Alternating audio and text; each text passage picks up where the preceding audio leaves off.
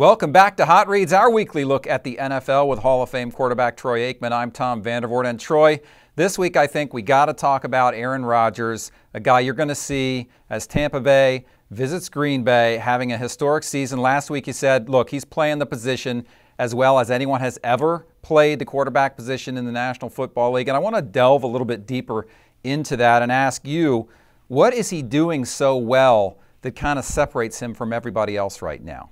Well, I think that what he's doing well is that he's throwing the ball very accurately. And on top of that, he's got a group of receivers that are obviously very, very skilled. They create some real matchup problems, but he has confidence in them, even when it would appear that they're covered, that he's going to throw it in places to where he feels that his guy has a chance to make those plays. The other part of it is, even when there's been breakdowns like there was on Monday night in protection, he's doing a good job of escaping that, not taking an inordinate number of sacks, getting the ball out of his hands, and giving those guys a chance to make plays, and they are. I mean, the numbers are what suggest he's playing the position better than really anybody has during this stretch. Is he doing anything differently than some other great quarterbacks have done during their same stretches? No, not really, but he's got a great cast of players around him that are making a lot of plays too. So I think the fact that he's confident, putting the ball in good places, not throwing into coverage, and yet his guys are making plays, at the end of the day, the numbers are astronomical. Is there a quality to this that's sort of like being in the zone for a quarterback? I'm sure you had those games and those stretches in your career where you just felt like you were seeing everything clearly and knew exactly what to do with the ball and knew that you could execute that. Well, I think that's a good point.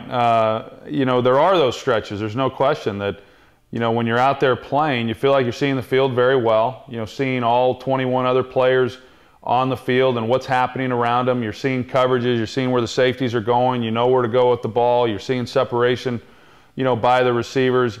And then because of that, you're playing with great confidence. And I think that probably speaks more to the way that Aaron Rodgers has played, not just this year, but, you know, going back to last season, that stretch through the playoffs and then, of course, in the Super Bowl, that he's just playing with so much confidence right now that he's willing to attempt throws that when a quarterback is struggling, you know, you start aiming every single throw, you start guiding the ball a little bit, you're not as accurate then when you do that. He's playing very loose. You know, it's a little bit like a golfer. You know, when you're hitting balls on the range, it's pretty easy to do, and then when you get out on the course and there's pressure involved, it's harder to hit those good shots. Aaron Rodgers essentially is playing the position like he's still on the driving range. I got you. I wanted to ask you about one throw in particular that I saw a lot in the highlights, and that's this back shoulder fade that we talk about a lot these days. And I don't remember that being so much a part of the game, you know, as I was growing up watching football. And I wonder, from your perspective, how big is that throw in the NFL? And Aaron Rodgers seems to execute that to perfection. Yeah, and it's not a real easy throw to make. And I say that because, you know, we tried it when I was playing, and it just wasn't something that I was comfortable doing. And yet, you know, I had great confidence in my ability to put the ball where I wanted to put it, but I wasn't accustomed to trying to underthrow a guy on purpose, and the timing just wasn't very good. But there's a number of quarterbacks right now. I think Eli Manning's exceptional at it. Drew Brees certainly is. We see Tom Brady, and then, of course, Aaron Rodgers. It puts the defense in a real bind because a lot of times it's not predetermined at the snap of the ball as to whether it's going to be a back shoulder throw or whether or not you're going to lead the guy up the sidelines. It's more of a reaction based on how the defender is playing the receiver. So if the defensive back is over the top and he's got the receiver beat on a deep ball, then the receiver and the quarterback know that they're going to throw it on the back shoulder, then you catch it on the sideline. If the receiver has the defensive back beat and he's got a step or two on him up the field, then you're going to lay it and throw the deep ball down the sideline. And so essentially the defensive back can't be right. And when you've got a quarterback that can throw that back shoulder fade with accuracy, it puts the corner in a very, very difficult position. You can't defense it. Very, very interesting. Now, the other thing I wanted to ask you is, if you're a defensive team and you're going to try to slow this guy down, I mean, stopping him seems impossible, but What do you think, assuming the team can execute, is the best way to attack the Packers offense to try to disrupt it a little bit? Well, like I said, because they have so many weapons, I mean, a lot of times, and you have to disrupt the timing. So there's different ways to do that. One, you can start by trying to disrupt the receivers getting off the line of scrimmage. That can work if you're dealing with one or two receivers that a quarterback likes to throw the ball to. But with the Packers, they've got a number of guys. There's 5, 6 guys that can beat you on any given play. So it's hard to then say you're going to jam up each of those players getting off the line of scrimmage. So therefore, you have to disrupt the timing of Aaron Rodgers. Well, how do you do that? Well, you bring blitzes, try to get pressure in his face, move him around. We saw that on Monday night. The Vikings were able to disrupt him a little bit in the pocket, at least make him move and not get too comfortable back there without any type of pressure. But yet he's so good at getting the ball out of his hands, and then the matchup problems on the outside. I think that, really beyond just saying, okay, well, here's a scheme and here's the blueprint as to how we do it, I think you've almost got to hope that Aaron Rodgers just simply isn't throwing the ball particularly accurate on that given day. I mean, if he's on, and those receivers are healthy, you're going to have a hard time stopping them. They're going to go for a lot of yards.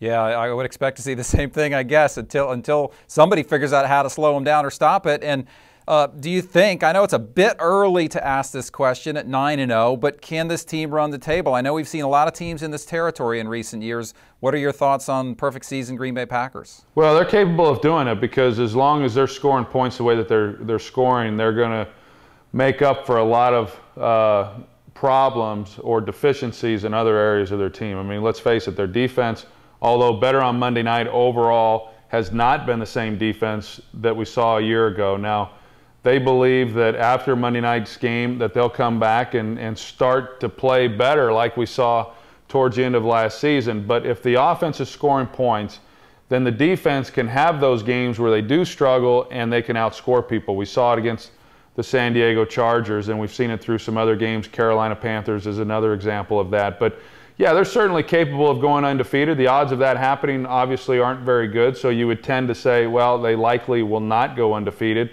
But they certainly can, and I'm looking forward to watching it the rest of the year, starting with this week's game against Tampa Bay. Absolutely. I want to talk to you about another team that seems to be getting on a pretty good roll here, and that's the Houston Texans.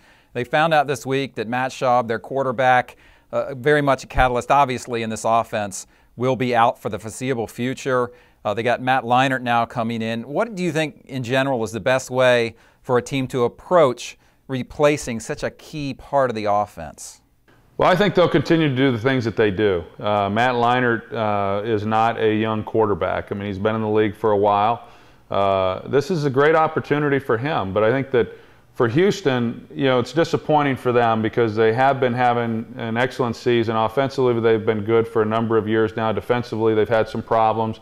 Wade Phillips comes in as defensive coordinator. They're playing good on that side of the ball. And for the first time in a long time, they're a pretty complete team. And now they lose their trigger man with Matt Schaub. But for Matt Leinart, obviously a high draft pick out of USC and a guy who has not performed to the level that was expected when he came out of college, and this is a chance for him to show what he's capable of doing. I mean, he's got all the pieces around him. He's got good skill players. He's got a good running game. He's got a good defense.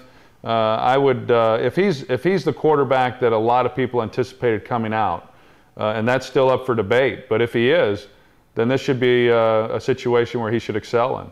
Excellent. All right, Troy. Well, thank you so much. Appreciate your time, and enjoy the Aaron Rodgers show in Green Bay. All right, Tom.